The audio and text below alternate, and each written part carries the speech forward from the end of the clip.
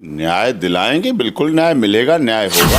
अब मनीष कश्यप की जहां तक बात है, लीगल टीम थोड़ी सी कमज़ोर हो जाती है, कई बार बिखराव आ जाता है।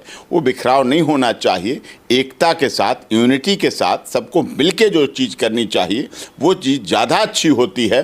अब तमिलनाडु सरकार, बिहार सरकार और केंद्र सरकार तो मिल जाए और हम लोगों में बिखराव बना रहे तो वो डिफेंस करेंगे, क्या है क्या नहीं है, कहा है और वो रिटन में देंगे, फिर उसका हम लोग जवाब देंगे। कितनी सच्चाई है, कितना झूठ है, इसका फैसला माननीय अदालत करेगी, सुनवाई होगी, न्याय मिलेगा।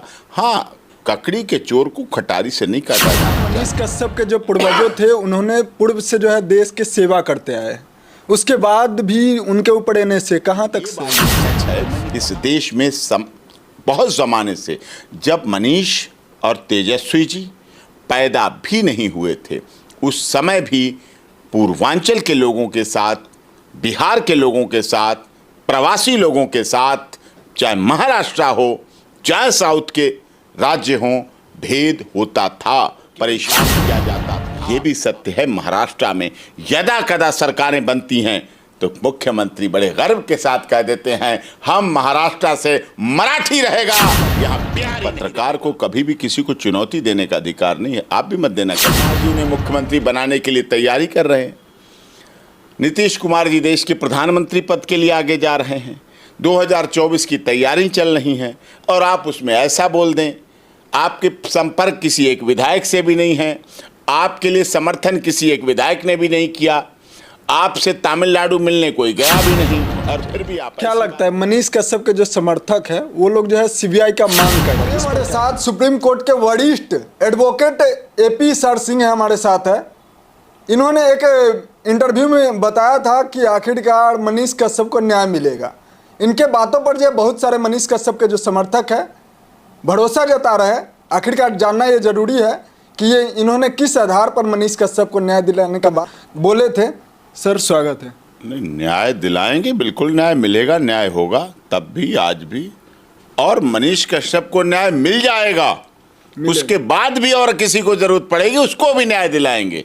अगर हम इस सिस्टम में हैं, अगर माननीय सर्वोच्च न्यायालय में 26 वर्षों से वकालत कर रहा हूँ, लाइफ टाइम बार का मेंबर हूँ, अगर देश और कोर्ट में मैंने हज़ारों वकील और बाद में न्यायाधीश भी बने, उनमें से बहुत से दिए हैं, तो ये जीवन में मुझे इस बार मिला है, तो इस कार्य को मैं कर रहा हूँ। कोई अगले जन्म की गारंटी थोड़ी है कि डॉक्टर एपी सिंह अगली बार भी ऐसे वकालत करेंगे या वकील ही बनेंगे, कोई गारंटी नहीं अगले जीवन की। लेकिन इस जीवन में जो मिला है उस कार्य को बखूबी कर रहा हूँ और करता रहूँगा, उसमें कोई शक नहीं, किसी तरह की कोई शक नहीं। हाँ, मनीष कश्यप की जहाँ तक बात है, लीगल टीम थोड़ी सी कमज़ोर हो जाती है, कई बार बिखराव आ जाता है। वो बिखराव नहीं होना चाहिए। एकता के साथ, यूनिटी के साथ सबको मिलके जो चीज़ करनी चाहिए वो चीज़ ज़्यादा अच्छी होती है। अब तमिलनाडु सरकार, बिहार सरकार और केंद्र सरकार तो मिल जाए और हम लोगों में बिखराव बना रहे तो वो डिफेंस अच्छा नहीं होता है, वो दुखद होता है। इस बातों पर जो है सुप्रीम कोर्ट में 21 तारीख को सुनवाई होने वाला है। क्या कुछ लग रहा है मनीष कश्यप के पक्ष में फैसला आ सकता है या विपक्ष में? वेट एंड वॉच करना पड़ेगा। अभी तमिलनाडु सरकार काउंटर देगी। जो उन्होंने बातें कही हैं, आदरणीय कपिल सिब्बल साहब ने जो बातें कही हैं कि इनके ट्विटर की वजह से हत्याएं हुई, बड़ी इंपॉर्टेंट बात। हर मैसेज के यूआरएल नंबर अलग अलग थे, एफआईआर के कंटेंट सब अलग अलग थे और राज्यों में बड़ा वो पैदा हो गया आपस में। तो ये जो चीज़ें हैं, क्रिमिनल रिकॉर्ड पहले का 9 केस रहे हैं। अब ये सब चीज़ें वो लाएंगे, प्रूव करेंगे क्या है क्या नहीं है, कहा है और वो रिटन में देंगे, फिर उसका हम लोग जवाब देंगे। कितनी सच्चाई है, कितना झूठ है, इसका फैसला माननीय अदालत करेगी, सुनवाई होगी, न्याय मिलेगा। हाँ, ककड़ी के चोर को खटारी से नहीं काटा जाना चाहिए। एनएसए लगाया, मैं समझता हूँ लगभग 1 महीने की जुडिशियल कस्टडी के दौरान एनएसए लगाया गया, वो भी गलत है। जहां मनीष कश्यप के जो पूर्वजों थे, उन्होंने पूर्व से जो है देश की सेवा करते आए, उसके बाद भी उनके ऊपर एने से कहाँ तक सही है? ये तो मैंने कहा है कि एक सैनिक के पुत्र का खून क्या इतना खराब हो गया है, डीएनए का इतना खराब हो गया है कि उसे राष्ट्रीय सुरक्षा जैसे गंभीर अपराध में बंद किया जा रहा है। अगर उसमें गलतियां हैं, सोनू सूद ने भी कहा अपने ट्वीट में कि हाँ, मनीष कश्यप से हो सकता है गलतियां हुई हों, लेकिन हमें न्यायपालिका पर पूरा भरोसा है और हमें न्याय मिलेगा और न्याय होगा। सच्चाई के साथ, निर्भीकता के साथ, निष्पक्षता के साथ केस की इन्वेस्टिगेशन हो, जांच हो, जांच अधिकारी जांच करें, बिना किसी राजनीतिक दबाव के जांच करें, तो निश्चित तौर पर सच्चाई सामने आएगी और देश और प्रदेश, बिहार, पूर्वांचल प्रवासी जानना चाहते हैं कि सच्चाई सामने आए। लेकिन ये बात भी सच है, इस देश में बहुत ज़माने से, जब मनीष और तेजस्वी जी पैदा भी नहीं हुए थे, उस समय भी पूर्वांचल के लोगों के साथ, बिहार के लोगों के साथ, प्रवासी लोगों के साथ, चाहे महाराष्ट्र हो, चाहे साउथ के राज्य हों, भेद होता था, परेशान किया जाता था। आपने कोरोना काल में देखा, इस देश के निर्माण करने वाले, शहरों को बनाने वाले, मेहनत मजदूरी करके, अपने परिवार का पालन पोषण करके और शहरों की चमक दमक को बढ़ाने वाले, जब प्रवासी मजदूरों को निकलना पड़ा तो वो कितनी गलत हालत से निकले। न उन्हें किसी ने बस दी, न गाड़ी दी, न ट्रेन मिली, न कोई साधन मिले। अपने रिक्शे पर, अपनी रेहड़ी पर, अपनी मोटरसाइकिल पर, अपनी साइकिल पर, अपना पैदल, जिस तरह से भी, जैसे जिसको साधन मिला, अपने बुजुर्ग माता पिता, अपनी प्रेग्नेंट पत्नी, अपने बूढ़े परिवार वालों, अपने छोटे छोटे दुधमुहे बच्चों को भूखे प्यासे रहकर इधर से उधर तक जाना पड़ा। ये सब ने देखा। ये अभी की घटना है, आज की नहीं है, अभी अभी की घटना है, पिछले वर्षों की घटना है। और केवल यही नहीं, ये भी सत्य है, महाराष्ट्र में यदा कदा सरकारें बनती हैं तो मुख्यमंत्री बड़े गर्व के साथ कह देते हैं, हम महाराष्ट्र से मराठी रहेगा, यहाँ बिहारी नहीं रहेगा। क्यों बोला जाता है? हमारा देश तो संघीय ढांचा है, हम तो फेडरल हैं, हम तो गुवाहाटी से चौपाटी, कन्याकुमारी से कश्मीर तक की बात करते हैं। हमारा देश तो रंग, जाति, क्षेत्र, भाषा, संप्रदाय की विविधता नहीं करता, अनेकता में एकता की बात करते हैं। हमारा रंग अलग है, हमारी जाति अलग है, धर्म अलग है, संप्रदाय अलग है, हमारा खाना पीना अलग है, हमारे कपड़े अलग है, हमारी धर्म की पूजा अलग है, हमारी पूजा पद्धति अलग है, हमारे रिश्ते नाते के तरीके अलग हैं, हमारी विवाह की पद्धति अलग है, हमारे पढ़ने लिखने की भाषाएं अलग हैं। लेकिन हमारा देश तो पूरा एक है। हमारा देश में एकता है, यूनिटी है। मोदी जी जब गुजरात से चलकर वाराणसी में चुनाव लड़ने आए तो किसी ने तो नहीं कहा प्रवासी हैं, किसी ने तो नहीं कहा गुजराती बोलने वाले हैं।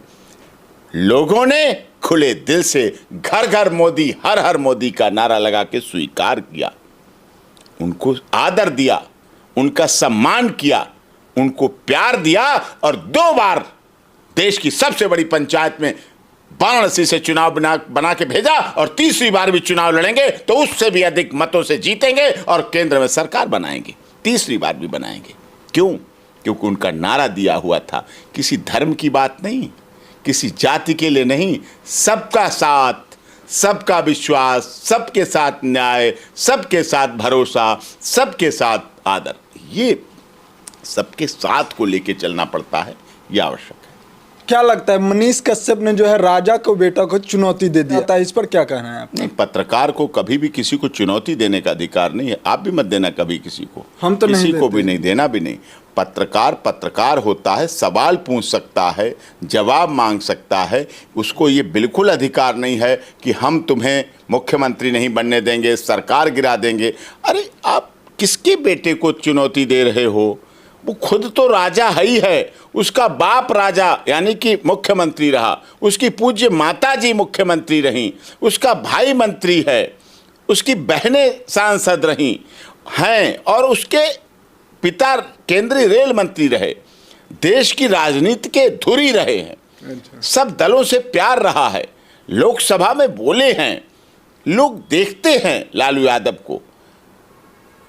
ऐसे व्यक्ति को आप ये कहें हम, और जो उप मुख्यमंत्री खुद है, नीतीश कुमार जी उन्हें मुख्यमंत्री बनाने के लिए तैयारी कर रहे हैं। नीतीश कुमार जी देश के प्रधानमंत्री पद के लिए आगे जा रहे हैं। 2024 की तैयारी चल रही है और आप उसमें ऐसा बोल दें। आपके संपर्क किसी एक विधायक से भी नहीं है, आपके लिए समर्थन किसी एक विधायक ने भी नहीं किया, आपसे तमिलनाडु मिलने कोई गया भी नहीं, और फिर भी आप ऐसी बात कर दें, तो ये बचपना है, बचकाना है। ऐसा नहीं होना चाहिए।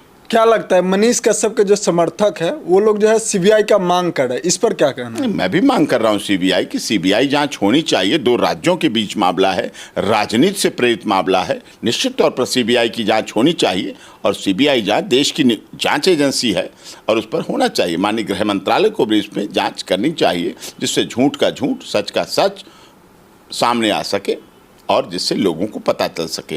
गलत है तो भी पता चल सके, झूठ है तो भी पता चल सके, सब कुछ सामने आना चाहिए। लोकतंत्र है।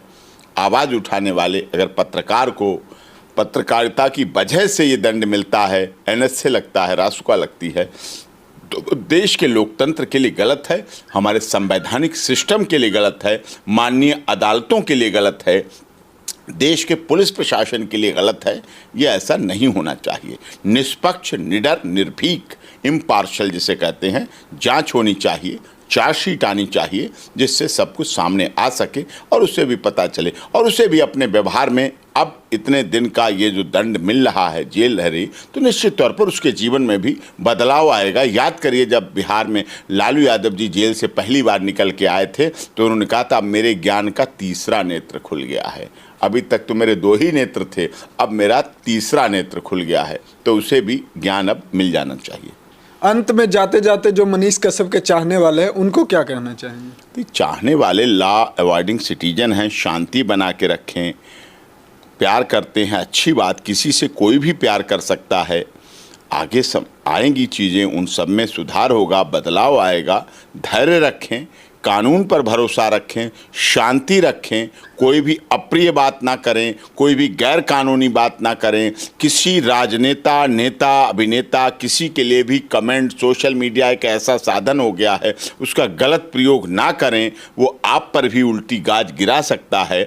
तो अपने में संयमित रहें, अनुशासित रहें और वेट एंड वॉच करते हुए अदालती कार्रवाई का इंतजार करें।